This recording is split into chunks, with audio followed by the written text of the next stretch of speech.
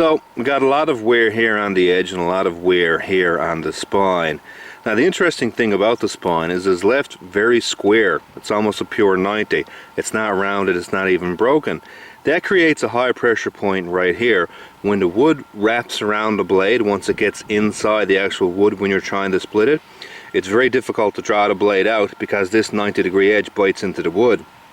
You'll see the same thing chopping on very soft wood. If you get more than this blade width into the wood, it binds at the top. Now some people like a very sharp top edge for a scraper.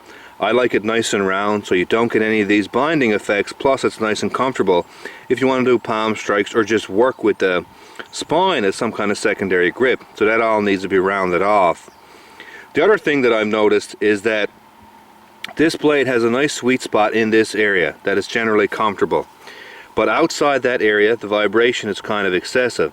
And it's rather easy to find that spot and also to see how much the vibration goes. All you do basically is take the blade and pinch it at about the area that you normally are going to grip it. So you grip around right here, you have a strong grip between your thumb and your index finger at this area.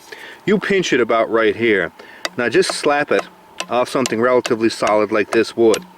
The vibration that I'm feeling right here between my thumb and index finger is very high. That's the same vibration you're going to feel when you're chopping with the tip. So no good here. As I work down, that vibration starts to stop, and about right here there's very little vibration. So when I'm impacting at about right here, very little vibration that I feel at this point. As I go beyond that, it picks up again. So technically what you have is a node pair right here and right here. So if you impact here, you feel no vibration right here.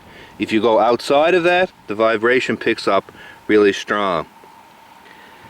You can dampen out vibration by using a taper tang, an anneal tang, shock absorbing liners, lots of things you can do to reduce the vibration outside the node pair. However, the most disappointing thing, even though I've only done, like I said, a rather small amount of splitting, this knife has failed horribly again. In between this point and this point, the entire primary grind has pushed over to the other side. So the edge now runs down straight, bends like this, and then picks up straight again. Couple of downsides to that. Number one, when you sharpen the knife, the stone hits here, skips over this part because it's pushed to the other side. Then when you sharpen on the other side, it burrs horribly, and you can't clean up that burr here. You have to go in with a little rod. The other thing, of course, because the edge is pushed over to the other side, you no longer get clean cuts in the wood, and the knife itself is going to start to be very fragile in that area because the edge is out of line with the rest of the blade. Now it can be fixed, and what I will do to fix it is slowly hammer it back into place, then grind the little humps that are in it out.